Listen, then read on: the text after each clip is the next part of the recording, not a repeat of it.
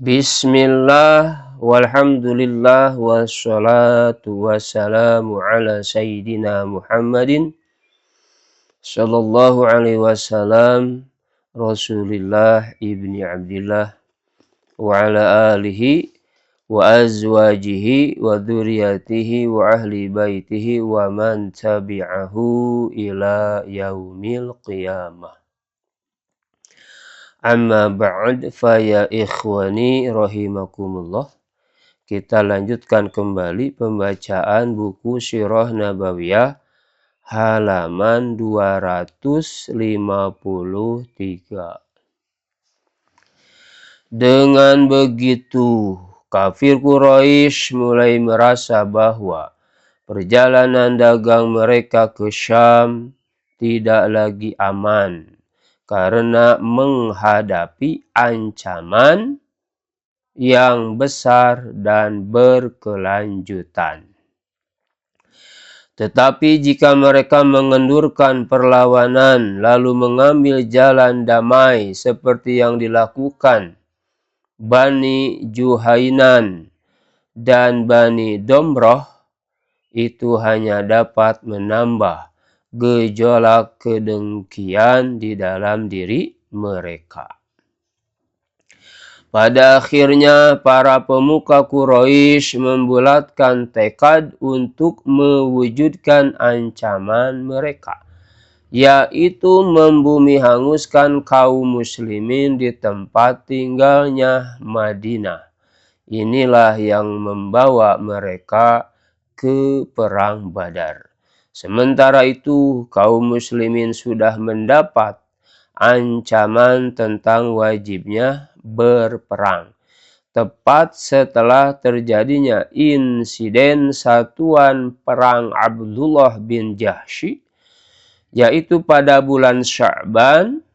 Pada saat itu turun wahyu yang jelas dan tegas, firman-Nya yang artinya, dan perangilah di jalan Allah orang-orang yang memerangi kamu, tetapi janganlah kamu melampaui batas, karena sesungguhnya Allah tidak menyukai orang-orang yang melampaui batas.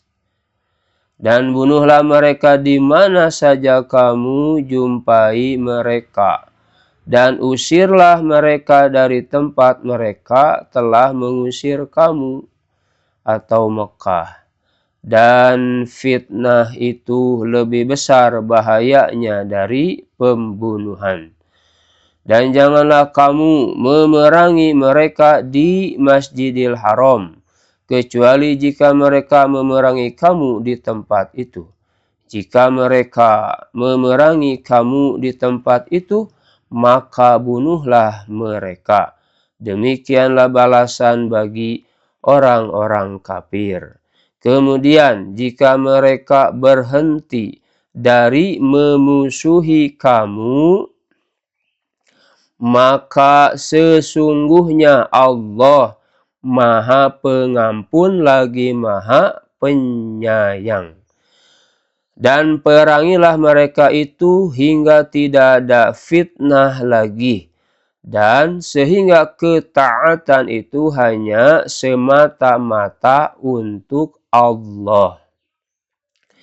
Jika mereka berhenti dari memusuhi kamu, maka tidak ada permusuhan lagi kecuali terhadap orang-orang yang zalim. Quran Surat Al-Baqarah ayat 190 sampai 193.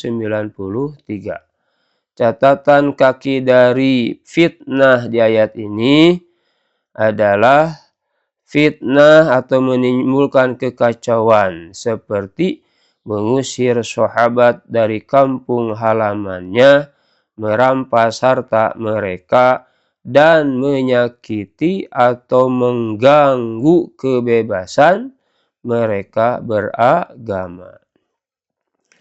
Kemudian Allah Subhanahu wa Ta'ala menurunkan ayat lain yang mengajarkan mereka cara berperang, menjelaskan hukum-hukumnya.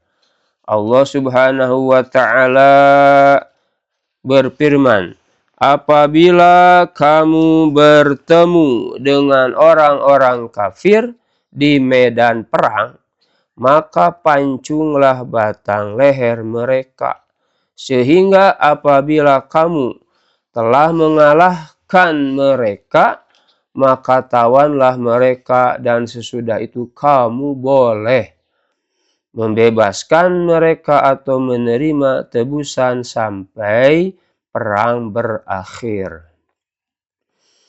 Demikianlah apabila Allah menghendaki, niscaya Allah akan membinasakan mereka.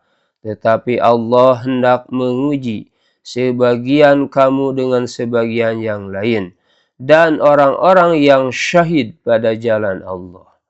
Allah tidak akan menyia-nyiakan amal mereka. Allah akan memberi pimpinan kepada mereka dan memperbaiki keadaan mereka, dan memasukkan mereka ke dalam jannah yang telah diperkenankannya kepada mereka.